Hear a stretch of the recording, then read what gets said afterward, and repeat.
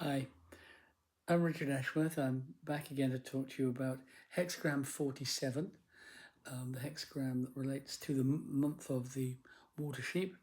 It relates to water sheep generally, actually, month, year, position, and so on. It consists of lake over water, and the purpose of these sessions is to look at the hexagrams with a view to offering some ideas as to what you might do with it if you throw this hexagram, but also to bring out the timeless truths that are sometimes quite obscure. Thirdly, to look at how it reflects the times we're in and perhaps may tell us something about what's going on in the world. The Confucian judgment said, "There are words not to be believed. He who considers the words important falls into exhaustion." So, the structure of the hexagram is lake over water. I suggest you have that in front of you because the visuals of it are often very, very important. They tell you quite a lot before you even think about words and ideas and the rest of it. There are three yin lines and three yang lines. The correspondence, that is the working together, the setup so that the cohesion of it is limited. Only line 1 and line 4 are actually set up to do that, meaning that there's a lack of cooperation implied. So if you've thrown this and maybe something of that sort going on, coupling, that is little groups, cliques, separate groups, but not the whole team. There are lots of those, the 4 of them, which is quite a lot. So you have an implication here of little groups separately doing stuff, but not communicating, and perhaps not cooperating, and perhaps being in some kind of competition, and only a little bit of management. And the ideograph, the picture, is of wood confined within an enclosure. So it's wood that can't grow, if you like. Maybe kind of a bonsai kind of an image, a miniature, something with its growth restricted. This is often reckoned to relate to the 9th month, which probably means October in this sense. And the nuclear, where it comes from, is number 37, Jaren, members of the family. So we're talking about the place where we all learn how to be and how to cooperate and how not to cooperate, which is the family. So Wu Jing Yuan, who we'll look at later, who's really interesting, he says a condition of confinement and duress which may be more mental than physical. And the thing perhaps to ask at this point to focus why we're talking about it is this question: what situation or question in your life and or the world might be being addressed by this hexagram right now? What response are you receiving? And you might apply that to world leaders if you're interested in the world situation. You might apply it to your domestic situation, your work situation, but whatever it is that concerns you, the reason perhaps it will address the reason that you are asking the question. So let's have a look at it. Alfred Huang, who again I'll return to, says it's an extremely exhausting situation which bears the seeds of great regeneration. Now, I have looked at this hexagram many times, as I say, and I think it is such a useful one to know about. I have a kind of a position on it. It seems to me that it is about worry, distress, anxiety, repression, and these are self-induced conditions. And this hexagram is about a stubborn refusal to come out of those restrictions, those self-induced restrictions. Dispassionate reflection. I'm seeing a problem saying things today. Dispassionate reflection is what's required. Only the great man can work their way through this. So it's lake over water, little water over big water. The lake is running into the sea or the open water, whatever. The danger that ambition runs us into the ground, the awareness that a groove can become a rut and a rut become a grave. Total voluntary immersion. It is different from hexagram 60 GA restriction, which we looked at just recently, which is water over lake. Because water over lake, the lake has got very little it can do about it because this huge body of water is just smothering it. Whereas in this case, this is voluntary. And the point is, that this is willful. The lake has lost itself in the water voluntarily. The lake is on top. They're choosing to go into it. Why is it doing so? Well, some form of corruption, if that's not too strong a word, but certainly ambition. It's kind of fatuous ambition. And for me, for many years, I've considered that Kun, this guy, Exhaustion, is the hexagram of emails at 11 p.m., of responding to WhatsApp on a Sunday morning, arriving so preoccupied at the cinema that we don't follow the plot. I have done all of these things. It is deranged work-life balance, infants prematurely consigned to nursery and for too long, children sent away to private school to make connections, or to breakfast clubs to make time. As Chuck Spezzano puts it, working too hard or hardly working, or in the words of William Wordsworth, the world is too much with us, late and soon. Getting and spending, we lay waste our powers. Little we see in nature that is ours. I used to know that one by heart. This is not a necessary condition. If you are reading this for yourself today, if you've cast this, you are in a situation where you are in a self-imposed situation, self-imposed exhaustion, and only you can get out of it. But you need to get that first. So the first line, I'll just read the translation. The buttocks distressed by a rod of wood enters a dark valley, 3 years not seen in the flesh. It is flexible because it is a yin line. It's incorrect because it's right at the beginning. It's not central, but it does correspond with the fourth line. So there is the ghost of some kind of cry for help that might be listened to, but it's not followed up later on. Punished and banished is a traditional reading, as is sitting on a tree stump, away from anything, perhaps, rolling a cigarette and taking a minute out. There is something sulky about this. Inviting retribution instead of taking responsibility for error. It is masochistic, I suggest, and self-righteous. Of course, this is only my take. But this first change takes us to Dway, hexagram 58, the joyous. And the implication of this is you could be joyful if you choose to, but you're choosing not to. And that may feel very difficult to change. The joyous is the benevolent consequence of amending of the ways, coming off the naughty step. You got yourself into the naughty step, you can step off it. The dark valley of the shadow of death was always self-imposed. Maybe the shadow of death is more dignified than the naughty step. Maybe you don't want to think of it as wearing a conical hat and banging your head against a wall when you could come back and play. But there is light at the end of the tunnel. There is an opportunity to transform. But the problem is that the second line of greater self-indulgence blocks connection with the fourth line. So, which brings us to the second line. So if you've thrown this hexagram, the second line changes. Worn out at the dinner table, red sashes arrive at the right time to sacrifice.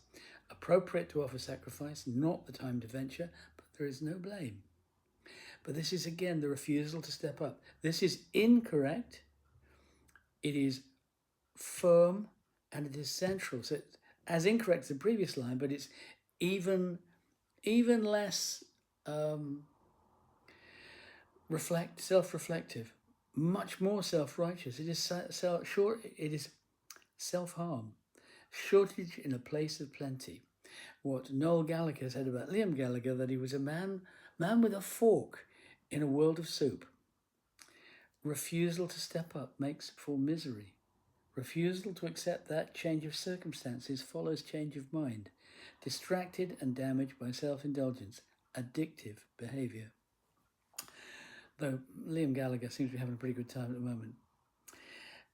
The second change is to lake over wind. So if we change this, we get lake over wind, sway, hexagram 45, gathering, which speaks of accepting the situation when changing it is beyond our power. And since that is the situation 90% of the time, it is the only intelligent response. Accepting the situation when changing it is beyond our power. If you like, it is about trusting. And this is not about trusting a thing. It's not even about trusting yourself. It is an abstract kind of a trust. A letting go of the attempt to control when control is simply fatuous. Am I being very harsh? Line 3. I'm dealing with myself as well as anybody else, always. The third line, on the rocks, reaches for thorns and nettles. I mean, you're on the rocks and now you're reaching for thorns and nettles. I mean, be kind to yourself. Entering his palace, he doesn't see his wife. Misfortune. And this thing about not seeing his wife has been speculated on by 3,000 years worth of speculation. It's a self-flagellation. It is grasping defeat from the jaws of success. If you have thrown this hexagram with this changing line, you are making things worse. And what you need to do is to make things better. What you want is not what you are creating, and you need to wake up to that, perhaps. Imagining a causal relationship between pain and virtue, as well as between labor and productivity. There is no direct relationship between hours worked and productivity. This is martyrdom, faux sacrifice, refusing help. And the solution is to drop hands, start again, and in some sense to return home. A firm hand reaches into the water and perhaps pulls you out, because it changes to lake over wind.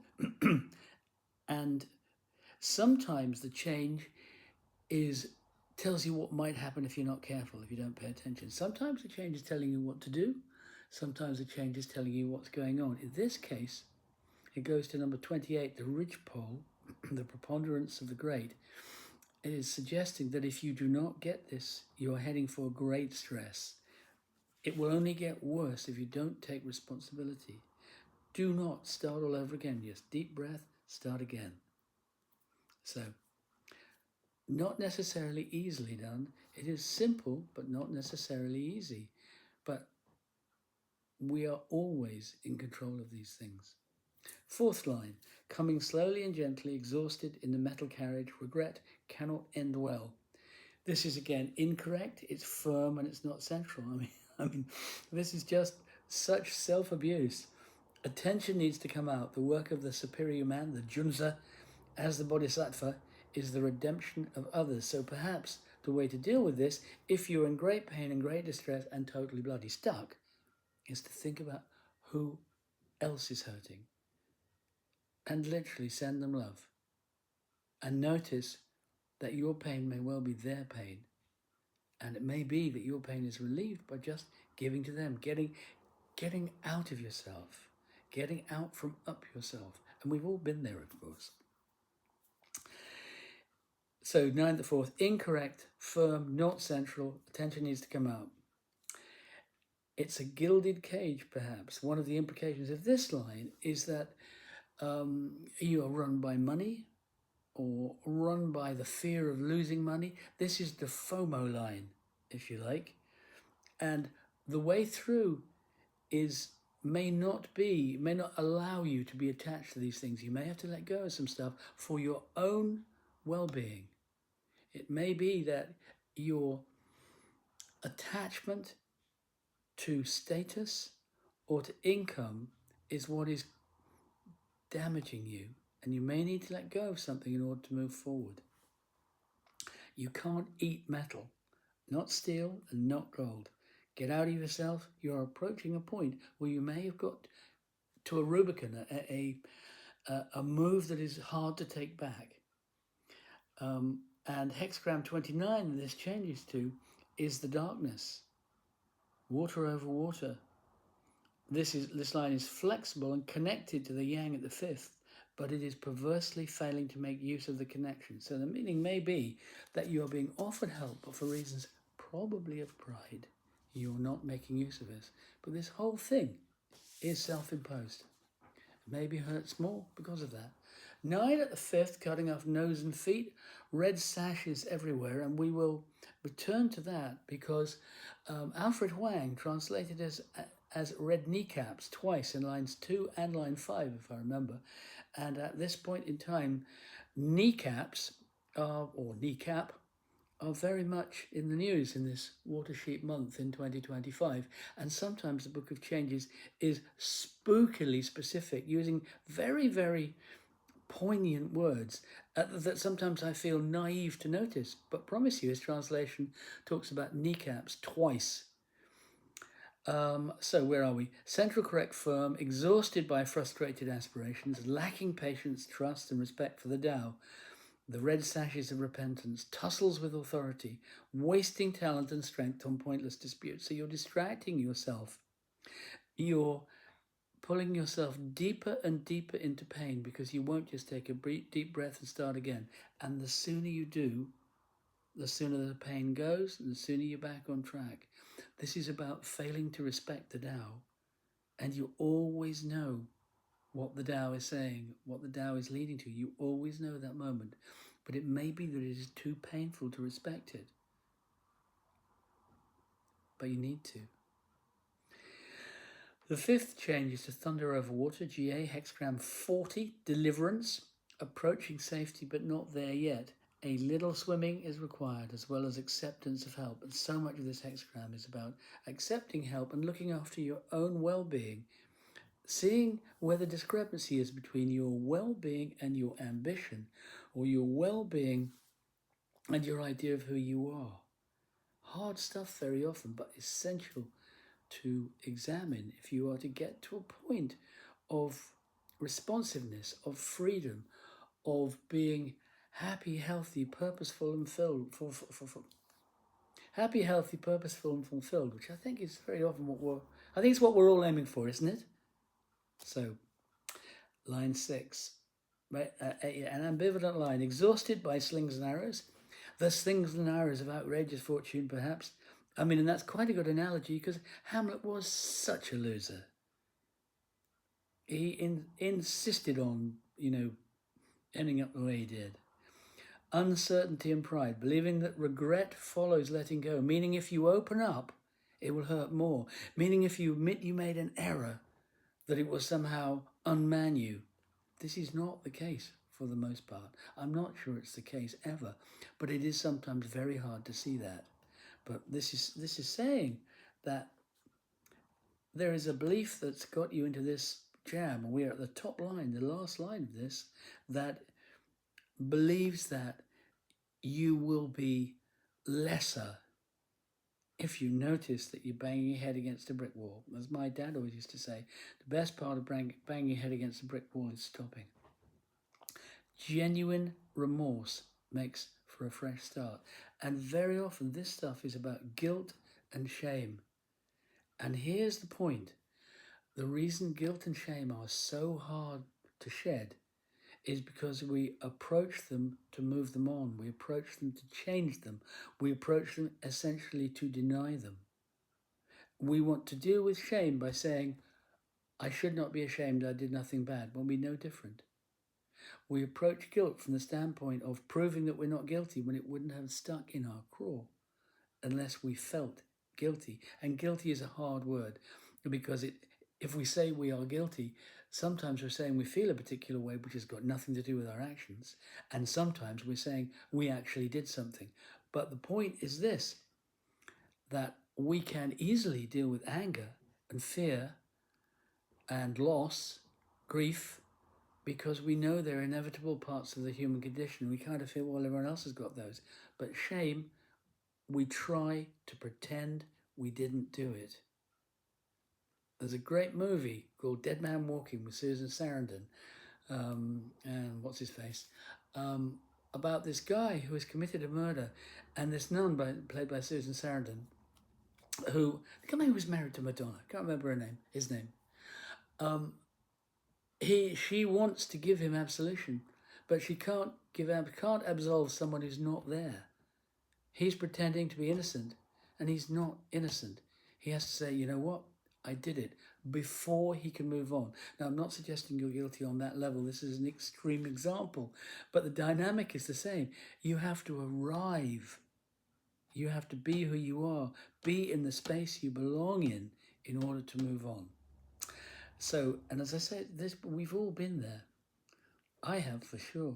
I mean, I'm not sure I won't be again one day, but we'll see. So, exhausted by slings and arrows, believing that regret follows letting go, genuine remorse makes for a fresh start. Correct, not firm, not central, vulnerable. If we are vulnerable, we can move on. And this changes to dispute. Number 6, Heaven Over Water, which concerns the various routes to compromise, as well as to backing down without loss, which I suggest, if you have thrown this hexagram, especially with this changing line, is what this is all about. Nobody on their deathbed regrets not having spent enough time in the office. And as far as the ambient energy is concerned, I really only want to say one thing. We can follow the hexagrams through, and they are very enlightening, and I will come back to them in further ones, but further sessions like this. But 2 points. Line 2, line 5 uses the word kneecap. There's something spooky about that given the news currently. So this session is highlights from sessions with my Book of Changes class. You can join that by emailing Sheila ashworthfengshui@gmail.com. You join it for a year at a time. And these recordings appear on my YouTube channel a little bit later, deliberately a little bit later, because people pay for these sessions. But join us for the next one next month. Thank you. Bye-bye.